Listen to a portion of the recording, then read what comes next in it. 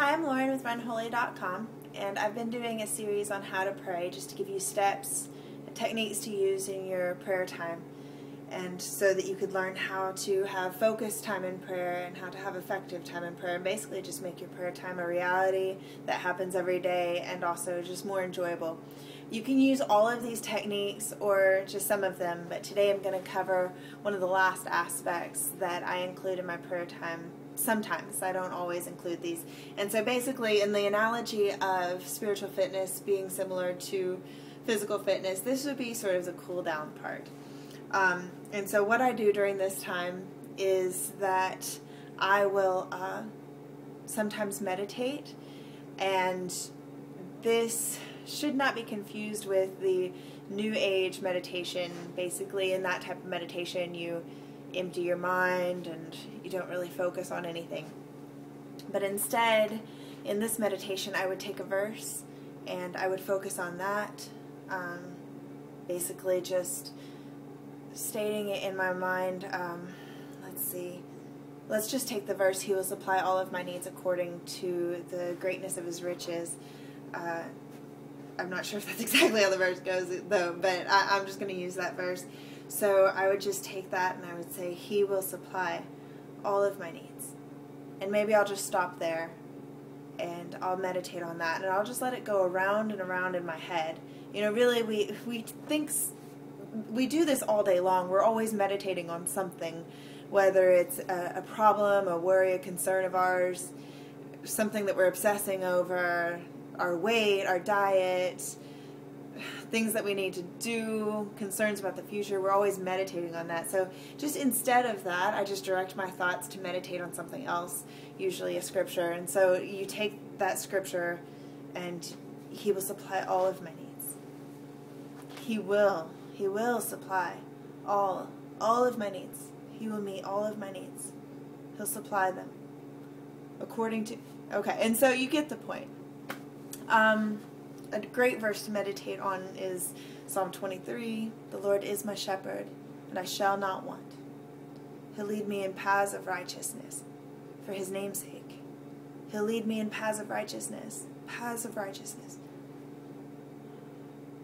And just quietly, just take your time, allow a lot of quiet. Just listening internally, almost just quiet, but it's not an emptying. There's a fullness in it. I don't know how to explain it, but we don't have enough quiet. We're always thinking about something. We're always concerned about what's next rather than just being still. So, and this meditation that I'm talking about is just the being still part, being still and knowing that He is God. During this time, I will wait for His voice. I get the most hits to my website on what does God's voice sound like. So many people want to know how to know whether God is talking to them and what He's saying. I would say that this comes with a lot of practice. I mean, I'm almost 30 and I've been a Christian for a long time, but it has really taken a lot of practice. Sometimes I don't get it right, and that's the way that we learn things. We learn things in school. We learned how to walk by not getting it right. We fell a lot. The good thing about God is He's so merciful, and He's not a father that when you fall, He's like, "Oh, what are you thinking?" You wouldn't do that to a 2-year-old if he fell. You wouldn't be like, "You fell. Gosh, learn how to walk already." So you can learn how to hear God's voice and get it wrong sometimes. But a lot of times, the main point that I would want to leave you with on that is that His voice sounds like your own thoughts. The enemy sounds like that, and so does God. A lot of times these thoughts, they're not premeditated, they just pop into your head. Maybe you're really angry at someone and you want to punch them in the face, and you just have this thought like, "I don't need to punch him in the face." Or you have a thought like, "I wonder what his life is like at home. He doesn't have a good home life."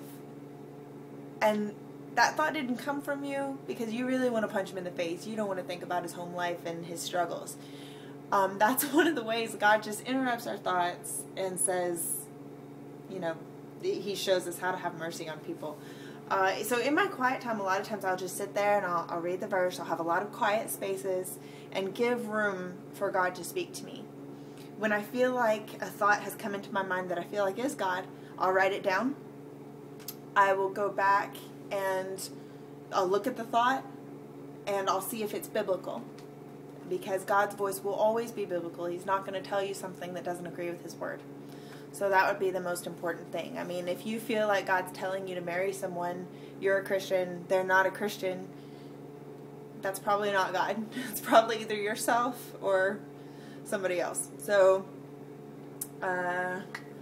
meditation, that would be one of the final aspects of my prayer time. And I will talk to you next time.